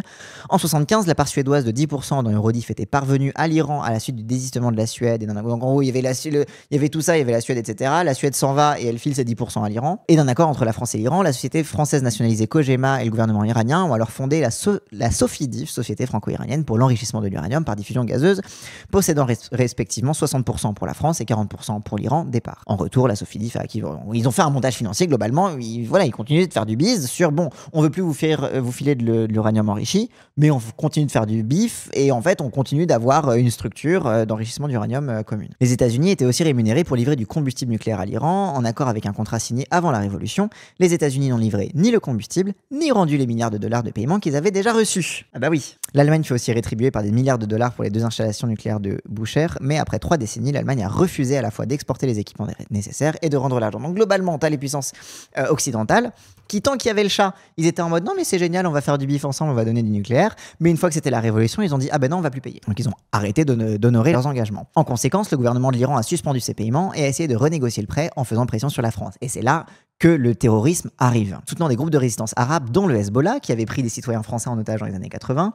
Ce climat international tendu, ainsi que la guerre entre l'Iran et l'Irak, font que le programme de coopération nucléaire sera largement gelé pendant la période de la guerre. Donc c'est là que ça commence à se réchauffer, les relations. C'est en mode, vous nous payez pas, vous nous respectez pas, vas-y, on va faire pression en soutenant le Hezbollah, en faisant des petits attentats ici et là. Et notamment, donc, le président François Mitterrand refuse de donner de l'uranium enrichi à l'Iran en 82. Donc, l'Iran réclame sa dette de 1 milliard de dollars. Mitterrand, il dit non, et puis je vais arrêter de vous filer de l'uranium enrichi. Et du coup, donc en 86, Georges Besse, le manager de Eurodif, qui est donc la structure là dont on parlait à l'instant, fut assassiné. La responsabilité de l'acte fut acceptée par Action Directe. Cependant, ils ont nié toutes les responsabilités pendant leur procès. Dans leur enquête La République atomique, France-Iran, le pacte nucléaire, David Kerr Brown et Dominique Lorenz ont insisté sur la responsabilité des services secrets iraniens. Plus important, ils ont montré comment l'affaire des otages français ainsi que l'assassinat de Besse et l'attentat de la rue de Rennes du 17 septembre 86 étaient liés au chantage iranien. Le chantage ils sont en train de dire que l'assassinat d'Action Directe a été commandité par les Iraniens, mais qu'est-ce que c'est que cette histoire? C'est pas clair, mais en tout cas que l'Iran avait ses billes d'une façon ou d'une autre dans cet assassinat, soit en soutenant Action Directe, en fournissant les armes, soit en faisant les trucs, globalement, ils étaient dedans, quoi. Ouais... ça c'est tout le truc du terrorisme. En fait, ça c'est tout. Enfin, je dis pas que c'est vrai, que c'est faux, etc. Après, ça se trouve, ils ont peut-être permis des armes. Peut-être que les services secrets ont facilité les trucs. Tu sais, t'en sais rien. Je dis pas que c'est vrai, c'est faux, bon, c'est Wikipédia. Après, c'est sur la base de gens qui ont fait des recherches là-dessus, tu vois, genre voilà. Mais c'est ce qui est intéressant, c'est de montrer à quel moment ça a basculé en fait. À quel moment le fait que l'Iran ait des centrales nucléaires pour faire de l'électricité, ça marchait plus pour l'Occident. Ça marchait plus à partir du moment où l'Iran a fait sa révolution et du coup l'Occident a décidé de plus payer. Et en fait, c'est là que l'Iran a recouru justement au chantage terroriste pour dire vous savez quoi, vous voulez pas nous payer, on va vous montrer ce que c'est que de pas nous payer en fait. Genre en mode on va continuer de vous faire pression et vous savez très très bien pourquoi il y aura ces attentats. Donc finalement un accord pour régler il y a eu un accord, finalement ça a marché. Un accord pour régler le contentieux Eurodif fut trouvé en 91. Certaines de ces dispositions furent restées secrètes. La France a rendu plus de 1,6 milliard de dollars, donc la France a fini par rendre l'argent, tandis que l'Iran dédommageait des entreprises françaises pour des contrats annulés. Donc c'est en mode donnant, je te dédommage, tu me dédommages, et puis on en reste là. L'Iran est resté actionnaire d'Eurodif via Sofidif, blablabla, donc voilà, ils sont restés, globalement, les relations sont revenues à la normale, la France a payé, l'Iran a dédommagé, ils sont restés au capital de l'organisation internationale là, qui gère le truc, c'est bon. Donc le 11 avril 2007, le ministère des Affaires étrangères a réaffirmé l'actionnariat de l'Iran à Eurodif, tout en affirmant que selon les termes de l'accord de 91, l'Iran n'a aucun droit à enlever de l'uranium enrichi ni d'accès aux technologies du nucléaire, mais seulement aux gains financiers qui résultent de sa présence dans le consortium. En gros, il dit attends. Ok, l'Iran, ils font partie de ça, mais attention, ils n'ont pas le droit de toucher à l'uranium enrichi. Tout ce qu'ils ont le droit de toucher, c'est la thune. Blablabla, mais seulement aux gains financiers. Mais en raison de la résolution d'une résolution du Conseil de sécurité des Nations Unies qui gèle les avoirs de l'organisation iranienne à l'énergie atomique, les fondus sont actuellement bloqués. Et du coup, en fait, ça fait des années que l'agence iranienne du nucléaire est censée récupérer de la thune de l'exploitation de ces infrastructures, mais ils peuvent pas parce qu'en fait leurs fonds ont été gelés par le Conseil de sécurité. Donc le Conseil de sécurité, c'est là où il y a la France, la Russie, les États-Unis, enfin tous les gens qui ont l'arme nucléaire justement. Blablabla, bon, les trucs avec Areva, etc., annulation de contrat, etc. Et on avance un petit peu plus loin depuis les années 2000.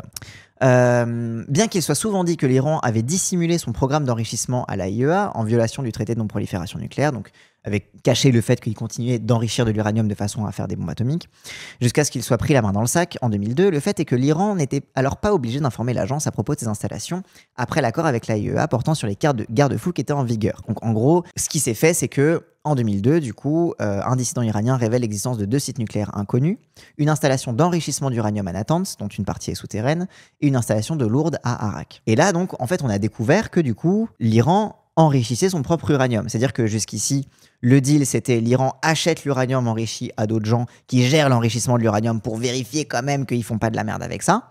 Et en fait, en 2002, on a découvert que l'Iran enrichissait son propre uranium. Et du coup, en mode, ça a été en fait le début de dire que, regardez, c'est la preuve. Bon, encore une fois, Netanyahou le disait depuis des années, hein, mais ça a été le truc de regarder, c'est la preuve.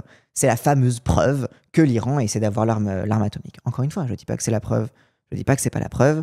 Je dis simplement que c'est à partir du moment où l'enrichissement a été pris en charge par l'Iran. Et en effet, qu'il y a des risques, quand un pays enrichit son propre uranium, de l'enrichir de façon à construire une bombe. En réalité, ils n'étaient pas obligés d'informer l'agence internationale qu'ils mettaient en place des installations comme ça. Et donc, et d'ailleurs, le truc de Natanz, là, c'est un des trucs qui ont été bombardés d'ailleurs par Trump ce week-end. Cet accord stipulait entre autres que l'Iran n'est pas obligé d'autoriser les inspections de l'AIEA dans une nouvelle installation nucléaire jusqu'à 6 mois avant que le matériel radioactif ne soit introduit. En fait, l'Iran n'était même pas obligé d'informer l'AIEA de leur existence jusqu'à ce moment-là, un point concédé par la Grande-Bretagne dans la réunion, etc. Donc globalement, ils étaient en regardez, ils nous l'ont caché, et l'Iran avait dit en fait, j'ai pas encore foutu d'uranium dedans, donc j'étais pas obligé de vous dire. Donc cette clause des 6 mois est une clause standard de tous les accords de sauvegarde, etc. Donc voilà. Donc en fait, ce qui est intéressant, c'est qu'à chaque fois, même quand ils font des trucs un petit peu shady de on va se mettre à enrichir notre propre uranium, etc. Même ça, ils font gaffe à rester dans les clous des accords internationaux. En 2004, le futur président Hassan Rouhani, alors responsable iranien des négociations sur la question nucléaire, a annoncé une suspension temporaire et volontaire de son programme d'enrichissement d'uranium. Donc en 2004, il dit on fait pause sur l'enrichissement d'uranium, sachant que l'enrichissement, c'est pas une violation en soi du traité de non-prolifération, hein, c'est à quel degré tu enrichis qui devient une violation, sous la pression de la Grande-Bretagne, de la France et de l'Allemagne, agissant au nom de l'Union européenne. Donc en gros, l'Union européenne a foutu la pression sur l'Iran en mode arrêtez d'enrichir votre uranium, et le président dit d'accord. On suspend, on fait pause. La mesure est alors décrite comme une mesure permettant de rétablir la confiance, limitée à une période de temps raisonnable, pendant 6 mois. Et le 24 novembre, l'Iran a cherché à amender les termes de cet accord avec l'Union européenne pour exclure certains équipements de cet accord, afin de continuer certains travaux de recherche, et cette requête a été rejetée. Donc l'Iran était en mode même si on arrête de continuer d'enrichir, est-ce qu'on peut quand même continuer de faire de la recherche? Ils ont dit niet, du coup, voilà. Donc je vous passe la présidente de Ahmadinejad, etc. Mais voilà, c'est pour vous dire, je vous lis pas tout, hein, bien évidemment, parce qu'il y a toute une histoire sur la question de l'accord nucléaire, etc. Et c'est parce que je veux nous faire arriver jusqu'à 2015, parce qu'en fait, c'est là où c'est intéressant. Je vous disais depuis le début que il y avait Obama qui a trouvé un accord avec l'Iran, ensuite il y a Trump qui s'est retiré de cet accord. Jusqu'ici, la question sur le nucléaire iranien, c'est l'Iran, depuis le début, c'était un programme de nucléaire civil. Progressivement, l'Occident... Moi, je suis d'accord avec toi, 2015, c'est une année nucléaire. Le monde Chico, PNL, Néro-Némésis... Là où je veux en venir avec tout ça, c'est que ce qui est intéressant en fait, dans toute cette histoire, quand on parle du nucléaire iranien, etc., c'est qu'on a un programme qui est de base un programme civil, qui a à voir avec le business du pétrole et avec, on va soulager l'Iran en pétrole, comme ça, l'Iran peut en vendre plus aux États-Unis, et comme ça, l'Iran, ce qu'il en retire, c'est que du coup, il peut être plus indépendant énergétiquement. et qu'à partir de la révolution et le fait que du coup El Famoso régime des Mollahs a voulu reprendre le programme nucléaire parce que genre tu prends les infrastructures et tu les continues, c'est là que l'Occident a commencé à freiner un petit peu plus des cas de fer et à se méfier, etc., et à arrêter de vouloir leur filer l'uranium enrichi. Du coup ils ont dit bon très bien, on va le faire nous-mêmes, et puis de toute façon on voulait un petit peu le faire déjà nous-mêmes de base. En fait ce dont on parle quand on parle de l'accord sur le nucléaire iranien, on parle du nucléaire civil, et qu'en fait on parle d'inquiétude sur la possibilité qu'au travers de son nucléaire civil, l'Iran puisse enrichir l'uranium et faire des recherches de façon à développer de l'armement nucléaire. Et en fait, c'est le risque fondamental du nucléaire civil, c'est que le nucléaire civil permet le nucléaire militaire. C'est bien pour ça. Ah, mais du coup, toi, j'avoue, comme t'es anti-nucléaire, t'es contre le nucléaire pour les Iraniens aussi. Après, ils ont des mines d'uranium sur leur territoire. Je crois que j'ai fait bugger le prompt. Non, mais je suis pas... Je suis ni pour ni contre, on s'en bat les couilles de ce que je sois pour ou de ce que je sois contre. La question, c'est elle est où la justice, tu vois. Oui. Bah oui. Non, mais oui, là, la question, en l'occurrence, c'est une question de justice. Et puis, en plus, arrête de dire que je suis contre le nucléaire. Ça m'énerve. Arrête de dire que je suis contre le nucléaire, ça m'énerve. Je suis pas contre, je suis pas dogmatique sur ces questions-là, bref. Mais oui, encore une fois, c'est la question du 2 poids 2 mesures qui est très importante. Et soit tout le monde là, soit personne ne l'a, point. Ouais. Après, là, encore une fois, distinction entre le nucléaire civil et le nucléaire militaire. Mais en effet, un des gros risques de l'énergie nucléaire, du nucléaire civil, c'est que si tu es véritablement souverain dans ton énergie nucléaire et que tu enrichis toi-même ton uranium, que tu maîtrises le cycle de l'atome, etc., tu as le moyen de faire du nucléaire militaire.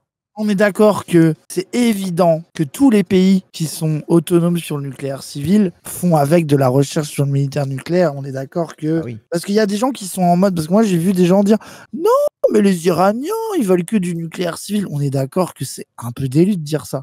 C'est totalement... Question premier degré, parce que moi... Non, c'est ce que je disais tout à l'heure, c'est totalement délu de dire ça, je suis totalement d'accord. C'est que, évidemment, quand tu maîtrises tout ton truc, t'as la voie royale vers le nucléaire militaire. La question, c'est... est-ce que tu crées un lien de confiance suffisant pour que le nucléaire militaire ne soit pas nécessaire? En fait, parce que ça repose la question de la dissuasion, mais au niveau de la diplomatie. C'est-à-dire qu'en fait, pourquoi est-ce que l'Iran aurait besoin de la bombe nucléaire? Peut-être parce qu'elle a un voisin un petit peu gênant qui arrête pas d'essayer de la détruire. Tu vois, t'as aussi le truc de, l'Iran a l'arme nucléaire et est soutenu par les États-Unis qui a l'arme nucléaire. Donc, si on part du principe que la dissuasion nucléaire existe, qu'en gros, deux pays qui ont l'arme nucléaire se font pas la guerre entre eux, du coup, mon intérêt de protection, c'est d'avoir l'arme nucléaire, comme ça la dissuasion va s'appliquer à moi aussi. En fait, le gros problème, quand tu fais reposer ta doctrine de dissuasion uniquement sur la dissuasion nucléaire, ça veut dire que tu abandonnes, non, tu l'abandonnes pas toujours, tu as quand même de la diplomatie, mais en fait que tu priorises moins le fait que la dissuasion va se faire en amont et dans le fait de garantir que personne t'agresse. Et en l'occurrence, avec Israël qui veut faire le gendarme de la région, l'Iran aussi a un intérêt à dire moi aussi je peux être le gendarme de la région en fait. Donc tu sais, il y a à la fois un enjeu de puissance pour l'Iran et un enjeu de défense. Et attends, je fais l'avocat un peu, l'avocat du diable ou j'en sais rien. Bref, parce que... on est d'accord que moi, tu vois, t'avais ressorti, j'ai vu que la tech de Mélenchon à l'époque où il était turbo-laïcard en mode mais l'Iran, c'est un régime théocratique, violent, faut pas qu'ils aient l'arme nucléaire, etc. Et là, vu qu'on essaye de vous faire en mode du coup, vous êtes devenu pro-Iran. Mais en vrai, ce qu'il dit Mélenchon à l'époque c'est un peu angoissant d'avoir un régime théocratique bizarre, fou qu'à la bombe nucléaire. Je suis un peu d'accord, comme dit Wissam, comme c'est angoissant d'avoir Israël et Trump, les fous du bus, qui ont la bombe nucléaire, tu vois. Tu sais, moi, je comprends un peu l'avis des gens qui sont en mode, la bombe nucléaire va retomber dans les mains d'un nouveau pays de fous du bus, d'un pays avec des dirigeants fous du bus. Après, je trouve que c'est vraiment typique de sa vision laïcarde qu'il avait à l'époque. En fait, sa vision laïque, c'est en gros de dire que la séparation des églises et de l'État est nécessaire parce que quand tu parles de religion, tu ne débats pas, puisque tu parles de théologie, en fait, et tu parles de quelque chose qui est de l'ordre de la transcendance, et donc il n'y a pas de place pour le débat rationnel quand tu parles de Dieu, puisque c'est justement le royaume de l'irrationnel, en fait, précisément le rapport à Dieu et la transcendance. Donc en fait, là-dessus, c'était vraiment typiquement dans son truc de... Vu que c'est une théocratie, ils sont irrationnels, donc on peut pas leur faire confiance parce que ils sont pas dans la rationalité républicaine, laïque, etc. C'est une vision un peu, comment dire, mais même en dehors du côté théologique, tu vois. Oui, non mais oui. Même tu sais, genre le côté de pays de fous du bus, quoi. Tu vois. Oui, mais tu sais, il y a un truc où Mais qui pour moi est une vision qui est pas, comment dire, qui est une simplification qui permet de pas avoir à s'intéresser au reste de la doctrine politique, puisqu'en vrai. Ça je comprends, ça je comprends vraiment. Non, mais ça je comprends ce que tu veux dire. Même si t'enlèves le côté théocratique, le côté de, je comprends les gens qui sont en mode, mais je vais pas me réjouir qu'une nouvelle superpuissance, possiblement avec des velléités guerrières et la bombe nucléaire. Ça c'est clair. Je comprends la vie un peu de base de ça. C'est ce que disait Projetic dans le chat. L'Iran serait pas sous embargo, ce serait le pays le plus puissant de la région. Ça arrange tous les pays de la région que l'Iran soit pris pour cible. C'est aussi ça, c'est qu'en fait, pour eux, c'est une question dans leur doctrine internationale le monde international est une question non pas de droit mais d'équilibre des puissances, de faire en sorte de mitiger la puissance qu'est l'Iran pour favoriser la puissance qu'est Israël. Tu vois. Le fameux accord là qui a été pris en 2015, c'était un accord qui prévoyait que donc l'Iran n'enrichisse pas d'uranium à plus de 5% pendant 6 mois, dilue la moitié de ses stocks actuels, suspende les usines de Natanz, Fodrov et Arak sans construire, donc l'usine dont on parlait de Natanz, Arak c'était l'eau lourde et Fodrov je sais pas exactement, sans construire de nouveaux sites d'enrichissement. En gros qu'ils arrêtent d'enrichir l'uranium et de continuer d'enrichir l'uranium eux-mêmes et qu'ils baissent leur enrichissement d'uranium, etc. Alors que l'AIEA aura désormais un accès quotidien et sans préavis à Natanz et Fordow. Donc en mode, vous donnez vous laissez l'agence internationale atomique accéder quand ils veulent, s'ils veulent, à vos installations nucléaires, vous n'avez pas le droit de les refuser. Vous vous calmez sur l'enrichissement de l'uranium. C'était l'accord de 2015. En contrepartie, les Occidentaux s'engagent à suspendre leurs sanctions économiques sur l'industrie, l'automobile, le commerce de l'or ou encore les exportations pétrochimiques, à ne pas essayer d'entraver encore plus la vente du pétrole iranien en notant que ces levées sont limitées, temporaires et ciblées et peuvent à tout moment être annulées en cas de non-respect de l'engagement iranien. Donc ils ont dit, on lève une partie de l'embargo, mais si vous faites chier, on peut leur mettre, attention, le pistolet est encore chargé, en échange de ça. Et ça, c'était un petit peu le truc, le grand, le grand accord de 2015, tu vois, c'était en mode, levée partielle du blocus iranien, c'est quand même une dinguerie. T'as un accord qui est trouvé sur, bon, on est rassuré que l'Iran, ils vont se calmer sur l'enrichissement, et là, tu vas avoir les inspecteurs internationaux qui vont les surveiller, etc. Là, tu sais, 2015, ça semblait aller dans la bonne voie, et c'était dans la doctrine un petit peu d'Obama de reprendre cette logique-là de diplomatie et de négociation, et pas une logique de méfiance permanente, voilà, de recréer les conditions de la confiance avec l'Iran, etc. Parce qu'en plus, plus l'Iran était sous blocus, plus l'Iran se rapprochait de la Chine et de la Russie aussi. Et là, on parle de 2015, je disais Charlie tout à l'heure, mais parce que aussi, c'est aussi le moment de la coalition contre Daesh, où la Russie a joué un gros coup diplomatique en se montrant comme, regardez, ceux qui sont les nouveaux gendarmes du Moyen-Orient, etc. Donc en fait, ça enfonçait encore plus l'Iran dans sa situation d'ennemi fondamental de l'Occident, parce que ils étaient sous blocus, c'est comme sous l'URSS, t'étais sous blocus, Cuba, t'es sous blocus, très bien, tu vas commencer à faire du bise avec l'URSS. Donc il y a tous ces trucs qui se... Voilà. Donc un accord d'étape, etc., blablabla. L'élection de Donald Trump à la présidence des États-Unis change la donne. À l'inverse de son prédécesseur Barack Obama qui avait tout fait pour signer l'accord avec l'Iran, le nouveau président fustige ce traité et affiche son intention de s'en retirer unilatéralement. Dès le début de sa présidence, il décrit cet accord comme l'un des pires que les États-Unis aient jamais signé. Donc ça a duré littéralement 3 ans. 2015, Obama signe l'accord. 2018, Trump, il s'en enlève. Il remet les sanctions sur l'Iran en mode non.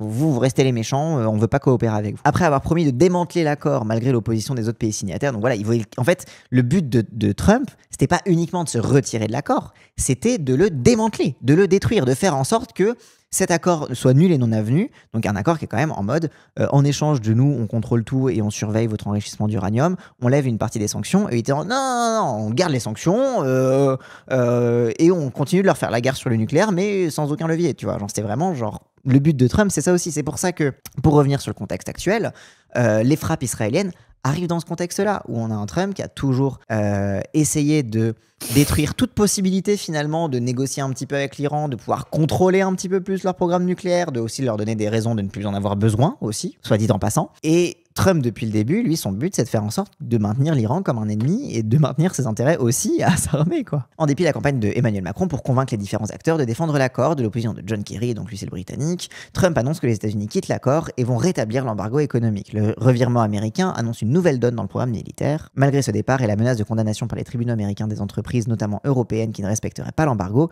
les pays européens affirment vouloir continuer à respecter le traité. En 2023, révélation que l'Iran construit une base dans une montagne pour continuer son programme nucléaire à l'abri, donc je crois que c'est une des bases qui a été bombardée par Trump, blablabla. Et en 2023, l'Agence internationale de l'énergie atomique annonce que l'Iran a retiré l'accréditation d'un grand nombre de ses inspecteurs chargés de garantir le caractère pacifique de ses installations nucléaires. Donc en gros, en fait, globalement, depuis que Trump s'est barré, globalement, c'est à chaque fois. Tous les enjeux politiques qu'il y a autour du nucléaire iranien sont aussi dans cette lignée de continuer d'entretenir finalement l'Iran dans son statut de grand méchant et d'entretenir les intérêts iraniens envers un armement nucléaire. C'est-à-dire que si demain l'Iran n'est plus sous embargo, plus personne le fait chier, devient du coup de fait la puissance régionale. Encore, je ne dis pas que l'Iran doit devenir une grande puissance régionale, etc. Mais de fait, l'Iran serait une grosse puissance régionale s'il n'y avait pas l'embargo. Si demain il y a tout ça, l'Iran aura beaucoup moins d'intérêt à avoir un armement nucléaire. Le jeu de dupes dans lequel on est en ce moment autour du nucléaire iranien, il permet aussi d'occulter beaucoup de ces vérités-là qu'on oublie assez facilement si de base on traitait l'Iran comme un pays comme les autres, on aurait beaucoup moins à s'inquiéter de ce genre de truc aussi. Et que il y a une escalade aussi volontaire pour maintenir l'Iran, encore une fois, comme un pays plus petit qu'il ne devrait l'être au Moyen-Orient, pour maintenir Israël comme la plus grosse puissance régionale, et en fait pour maintenir l'équilibre. C'est pour ça que quand Trump il est obsédé par le régime change, par le fait de changer le régime, etc., c'est parce que c'est chiant de devoir avoir faire ça avec l'Iran tout le temps, des attaques, des trucs, etc., que ce serait beaucoup plus pratique si tu pouvais direct contrôler, parce que là, en fait, ce qu'ils sont en train de jouer, c'est une espèce de jeu d'équilibre du Moyen-Orient. C'était tout l'enjeu de la guerre en Irak, c'est tout l'enjeu de globalement tout ce que les Américains ont fait, c'était pour essayer de garder une espèce d'équilibre au Moyen-Orient pour continuer de contrôler la situation. Et en fait, le problème, c'est que c'est pour ça qu'ils sont de plus en plus tentés par le fait de changement de régime, c'est que c'est chiant de maintenir l'équilibre comme ça, de toujours être... et ce serait beaucoup plus pratique si tu avais carrément le gouvernement dans ta poche et que tu pouvais leur faire ce que tu voulais, quoi. Donc voilà. J'espère que cette petite retour un petit peu historique sur le nucléaire iranien vous permet un petit peu de mieux saisir pourquoi on en est venu là. Déjà, pourquoi il y a du nucléaire en Iran qui leur a filé, qui a arrêté de vouloir leur filer. Et qu'est-ce qui se joue aussi quand vous entendez Vance et Trump dire qu'il faut retourner à la table des négociations. Là, la table des négociations, c'est pour forcer l'Iran à abandonner l'entièreté de son programme nucléaire, civil comme militaire. Donc c'est aussi ça, c'est qu'en fait là, ils sont en mode revenir en arrière sur tout ce qu'a fait les États-Unis depuis les années 50 pour leur garantir un nucléaire civil avec machin truc, etc., en échange du pétrole, etc. C'est leur dire, voilà, maintenant vous capitulez sur tout, on vous fait confiance sur rien, vous restez nos ennemis fondamentaux, et à moins que on renverse votre régime, plus de nucléaire, c'est fini, confisquer le nucléaire. Voilà, le nucléaire, on vous l'a filé parce que vous étiez nos copains, après vous avez fait une révolution, vous n'étiez plus nos copains, et maintenant confisquer le nucléaire. C'est un petit peu ça ce que veut Trump. Donc quand on vous parle de négociations sur le nucléaire iranien, de retourner à la table de négociation, des trucs comme ça, c'est ça ce qui se joue en ce moment. Voilà, le petit topo. Hop, et avant de partir, n'hésitez pas, si cette vidéo vous a plu, à liker, commenter, partager, comme d'habitude, ça aide à faire tourner l'algorithme. Et si vous voulez me soutenir financièrement, n'hésitez pas à cliquer sur le lien Stream Elements qu'il y a dans la description de cette vidéo. Allez, cette fois je vous laisse.